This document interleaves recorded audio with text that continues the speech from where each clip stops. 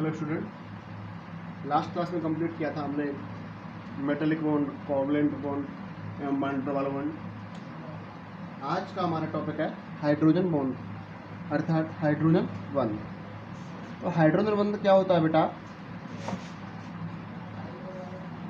देखो,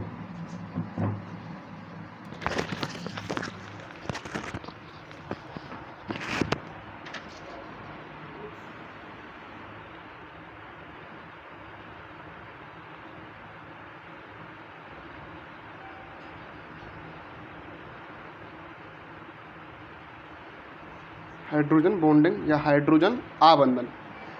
जब हाइड्रोजन परमाणु किसी उच्च विद्युत ऋणता वाले परमाणु जब हाइड्रोजन परमाणु किसी उच्च विद्युत ऋणता वाले परमाणु उच्च विद्युत ऋणता वाला परमाणु माना हमने X, जैसे FON के साथ सहसंयोजक बंध बनाता है। हाइड्रोजन परमाणु किसी उच्च विद्युत ऋणता वाले परमाणु के साथ कोवलेंट बॉन्ड बनाता है तो बंध में उपस्थित इलेक्ट्रॉन उच्च विद्युत ऋणता वाले परमाणु की ओर विस्थापित हो जाते हैं। उस कंडीशन के अंतर्गत जो बंध में उपस्थित इलेक्ट्रॉन होते हैं वो उच्च विद्युत ऋणता वाले परमाणु की ओर क्या हो जाते हैं? विस्थापित हो जाते हैं, जिसके कारण हाइड्रोजन परमाणु पर आंशिक धनावेश एवं उच्च विद्युत ऋणता वाले परमाणु पर आंशिक ऋणावेश आ जाता है। फलस्वरूप एक HX द्विध्रुवी अणु बन जाता है। क्या बन जाता है हमारा? HX एक द्विध्रुवी अणु बन जाता है। इस द्विध्रुवी अणु का हाइड्रोजन परमाणु द्वारा आंशिक धनावेश के कारण किसी अन्य द्विध्रुवी अणु के उच्च विद्युत ऋणता वाले X परमाणु के साथ एक नया बंध बनता है, जिसे हम हाइड्रोजन बॉन्ड कहते हैं। जैसे देखो बेटा, ये हमारा X del plus X del minus,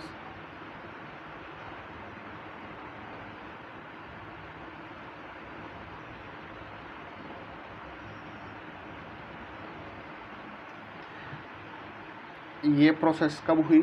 जब हाइड्रोजन परमाणु किसी उच्च विद्युत ऋणता वाले परमाणु के साथ सहसंयोजक बंध बनाता है तो इलेक्ट्रॉनों का क्या होता है? स्थानांतरण या इलेक्ट्रॉन विस्थापित होते हैं, जिससे हाइड्रोजन परमाणु पर आंशिक धनावेश जबकि उच्च विद्युत ऋणता वाले परमाणु पर आंशिक ऋणावेश उत्पन्न हो जाता है।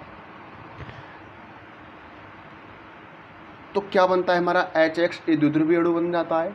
इस द्विध्रुवी अणु का हाइड्रोजन परमाणु ये हाइड्रोजन परमाणु इस आंशिक धनावेश के कारण, इस पर क्या है हमारा? आंशिक धनावेश किसी अन्य द्विध्रुवी अणु के उच्च विद्युतता वाले X परमाणु, ये दूसरा क्या है हमारा? एक अन्य द्विध्रुवी अणु, इसके उच्च विद्युत ऋणता वाले डेल माइनस X परमाणु के साथ एक बॉन्ड बनाता है। इस H और इस X के मध्य या इस X और इस H के मध्य जो बॉन्ड बना वही बॉन्ड क्या कहलाता है हमारा? Hydrogen bond. दोबारा समझो बेटा, जब हाइड्रोजन परमाणु किसी प्रबल विद्युत ऋणात्मक तत्व से सहसंयोजक बंध बनाता है तो सहसंयोजी बंध के इलेक्ट्रॉन अधिक विद्युत ऋणता वाले तत्व की ओर विस्थापित होते हैं, जिसके फलस्वरूप हाइड्रोजन परमाणु पर आंशिक धनावेश एवं उच्च विद्युत ऋणता वाले परमाणु पर आंशिक ऋणावेश उत्पन्न हो जाता है।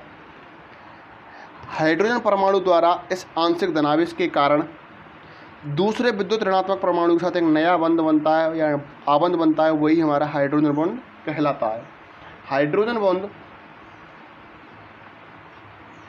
में हाइड्रोजन परमाणु एवं उच्च विद्युत ऋणता वाले परमाणु के मध्य सेतु का कार्य करता है। जो हाइड्रोजन बॉन्ड होता है हमारा, हाइड्रोजन बॉन्ड हाइड्रोजन परमाणु एवं उच्च विद्युतता वाले परमाणु के मध्य सेतु का कार्य करता है। हाइड्रोजन बॉन्ड के द्वारा जो अणु बनेगा उनके संसंजक ऊर्जा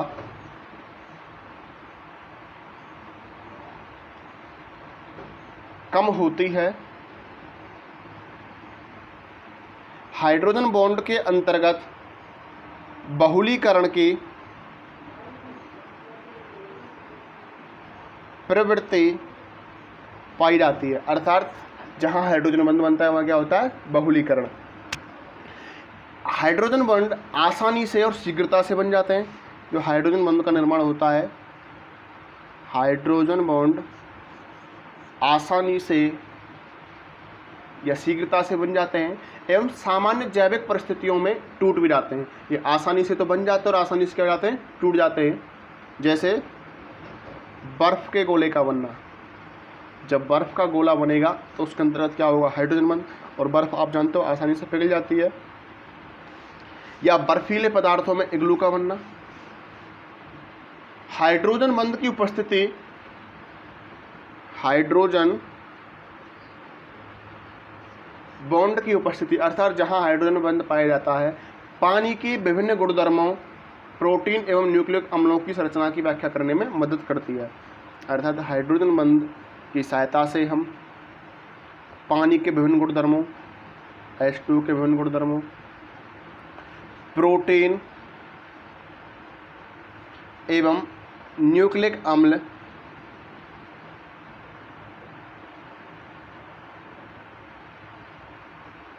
हाइड्रोजन बंध वान डर वाल बलों से तो प्रबल होते हैं, लेकिन सहसंयोजक बंध एवं आयनिक बंधों की तुलना में दुर्बल होते हैं।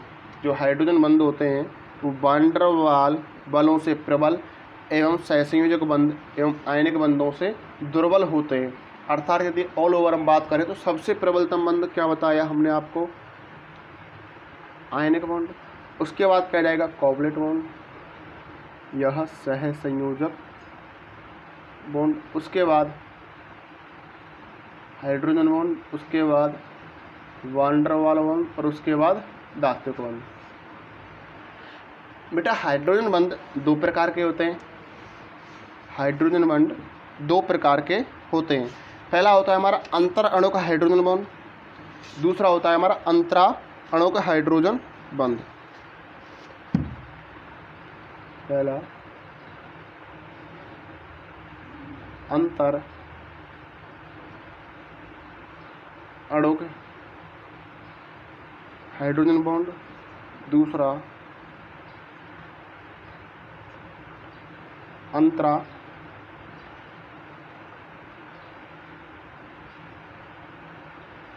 अणु हाइड्रोजन बॉन्ड।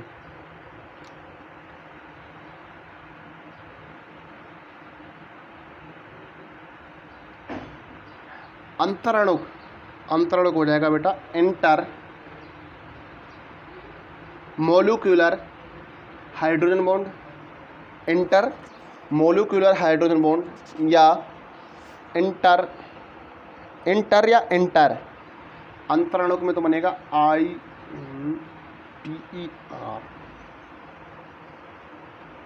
जबकि अंतरा INTER, अंतर या अंतराणुक हाइड्रोजन बॉन्ड।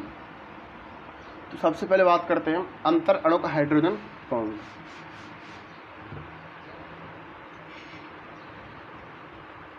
अंतर अणुक हाइड्रोजन बॉन्ड, यह बंध दो अलग अलग अणुओं के मध्य बनता है।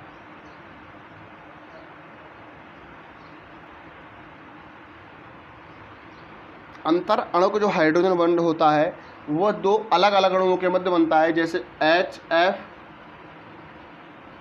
H2O, HF और H2O, NH3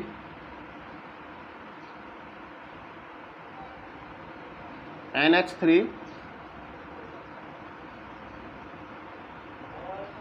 एवं ONO या NO2।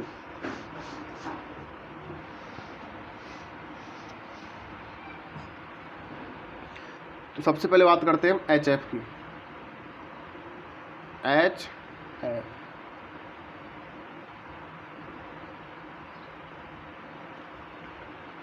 HF अंतर अणुक आबंध होता है, यह दो अलग अलग परमाणुओं के मध्य बनता है, जबकि अंतरा अणुक हाइड्रोजन बंध, यह आबंध एक ही अणु में उपस्थित अधिक विद्युत ऋणात्मक वाले परमाणु तथा हाइड्रोजन परमाणु के मध्य बनता है। जैसे HF और HF के मध्य बन गया हमारा NH3,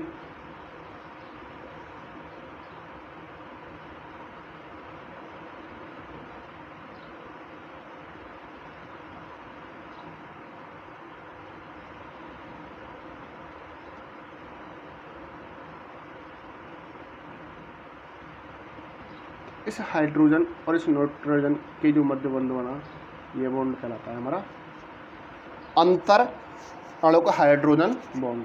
अर्थात अंतर अणुक हाइड्रोजन बॉन्ड के लिए कितने परमाणु चाहिए? 2। HF HF ये जो मध्य F और इस H के मध्य जो बॉन्ड है ये हाइड्रोजन बॉन्ड, इस F और H के मध्य हाइड्रोजन बॉन्ड, इस H और N के मध्य हाइड्रोजन बॉन्ड। नेक्स्ट है हमारा अंतरा अणुक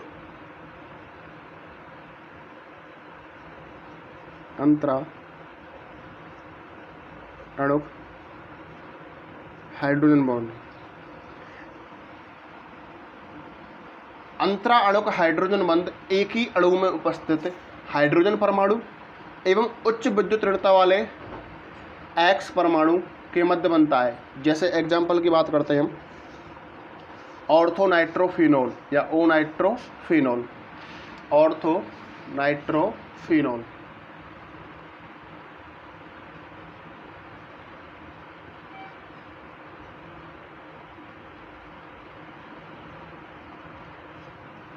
ऑर्थो नाइट्रोफिनॉल की संरचना बनाते हैं बेटा।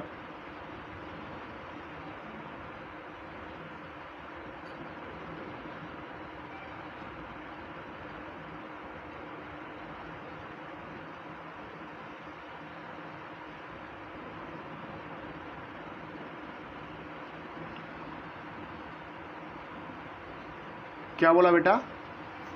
अंतरा अणुक हाइड्रोजन बंध एक ही अणु में उपस्थित हाइड्रोजन परमाणु, ये हाइड्रोजन परमाणु एवं उच्च विद्युत ऋणता वाले परमाणु जैसे F हो, O हो, N हो, तो उच्च विद्युत ऋणता वाले परमाणु O और H के मध्य जो बंध बना, यही बंध हमारा अंतरा अणुक हाइड्रोजन बंध कहलाता है। तो यहाँ ये था हमारा हाइड्रोजन बॉन्ड। तो यहाँ तक जो हमारा फर्स्ट चैप्टर है, यूनिट फर्स्ट का चैप्टर नंबर फर्स्ट कंप्लीट है। नेक्स्ट क्लास में हम चालू करेंगे इसका chapter number second. Unit first का जो चैप्टर नंबर फर्स्ट था हमारा क्रिस्टल आबंधन, क्रिस्टल बॉन्डिंग, यहाँ तक कंप्लीट होता है। नेक्स्ट क्लास में कंटिन्यू करेंगे हम क्रिस्टल संरचना एवं विवर्तन, क्रिस्टल स्ट्रक्चर एंड डिफ्रैक्शन।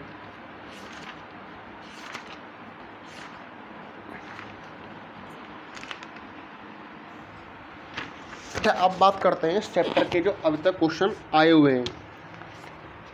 तो पहला क्वेश्चन है बेटा,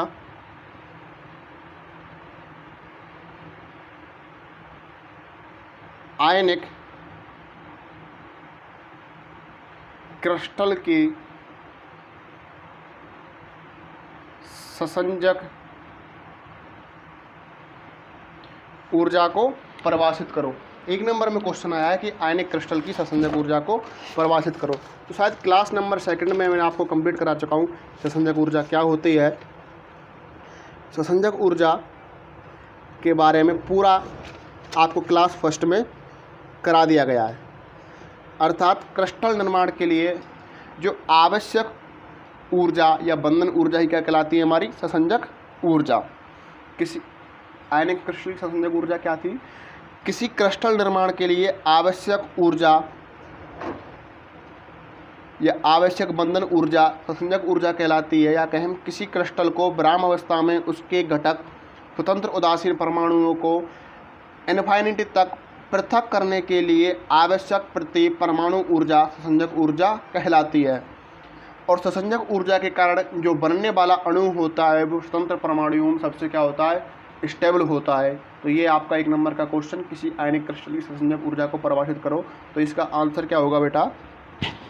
क्रिस्टल निर्माण के लिए आवश्यक ऊर्जा बंधन ऊर्जा या ससंजक ऊर्जा कहलाती है, अथवा किसी क्रिस्टल को ब्राह्म अवस्था में उसके घटक स्वतंत्र उदासीन परमाणुओं को इनफाइनिटी तक पृथक करने के लिए आवश्यक प्रति परमाणु ऊर्जा ससंजक ऊर्जा कहलाती है। एवं ससंजक ऊर्जा की सहायता से जो बनने वाला अणु होता है जो स्वतंत्र परमाणुओं में सबसे अधिक स्टेबल होता है। सारे क्वेश्चन कंप्लीट करवा दिए हैं, सभी के आंसर में अभी आपको क्वेश्चन बता जाऊंगा। पहला क्वेश्चन, दूसरा क्वेश्चन होता है बेटा आपका आयनिक क्रिस्टल के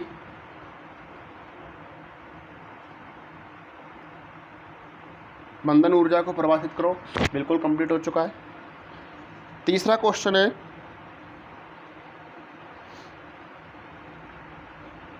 क्रिस्टल ठोस या आयनिक क्रिस्टल की ससंजक ऊर्जा को परिभाषित करो। ये राजस्थान यूनिवर्सिटी में 2017 में आया था, ये राजस्थान यूनिवर्सिटी में 2011 में आया था और पहला क्वेश्चन आया था 2010 में। चौथा क्वेश्चन है किसी आयनिक क्रिस्टल की स्थितिज ऊर्जा का वर्णन करो। तो पोटेंशियल एनर्जी का पूरा वर्णन करा चुके हैं। पोटेंशियल एनर्जी दो प्रकार की थी, repulsive potential energy, attractive potential energy. तो ये क्वेश्चन आया राजस्थान यूनिवर्सिटी 2015 और भरतपुर 2018। कि किसी आयनिक क्रिस्टल में स्थितिज ऊर्जा का वर्णन कर आलेख खींचिए।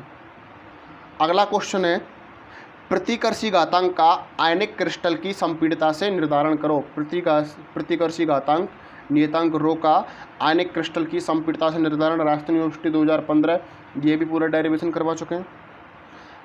क्वेश्चन नंबर 6 है संपीड़ितता को काम में लेते हुए आयनिक क्रिस्टलों के लिए बॉर्न मेयर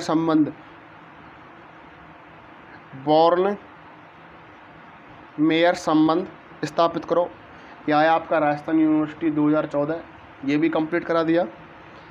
अगला क्वेश्चन हीरा तथा ग्रेफाइट में समान सहसंयोजक बंध होने के कारण गुणों में भिन्नता क्यों? क्योंकि हीरे में क्या बताया था sp3, उसमें क्या बताया था sp2 संकरण। ये भी आपका कंप्लीट है, ये आया आपका 2011 में। तो अब तक जो जितने भी सारे क्वेश्चन आए हैं ये कंप्लीट बता दिए। चैप्टर नंबर 1 से सारे के सारे क्वेश्चन आपकी नोट्स हैं, PDF है, या आप जितनी भी इसकी अभी तक वीडियो डाली है उसमें सभी कंप्लीट है। नेक्स्ट क्लास में कंटिन्यू करेंगे हम इसका चैप्टर नंबर 2। चैप्टर नंबर 2 आपको बताया क्रिस्टल संरचना व विवर्तन। क्रिस्टल संरचना व विवर्तन में जो सबसे पहला जो टॉपिक कराएंगे हम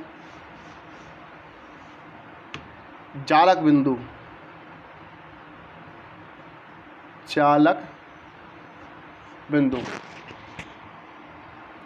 तो सॉलिड स्टेट में किसी क्रिस्टल में उपस्थित अवयवी कणों, सॉलिड जालक बिंदु क्या होता है बेटा सुनो। सॉलिड स्टेट में किसी क्रिस्टल में उपस्थित अवयवी कणों या अणु या परमाणु या आयन या मूलक की स्थिति को जिन बिंदुओं द्वारा प्रदर्शित किया जाता है वे बिंदु ही जालक बिंदु कहलाते हैं। ठोस अवस्था फिजिक्स में या सॉलिड स्टेट फिजिक्स में किसी क्रिस्टल में उपस्थित अवयवी कणों या अणु या परमाणु या आयनों को या मूलक की स्थिति को जिन बिंदुओं के द्वारा हम प्रदर्शित करते हैं, निरूपित करते हैं, वे बिंदु ही जालक बिंदु कहलाते हैं।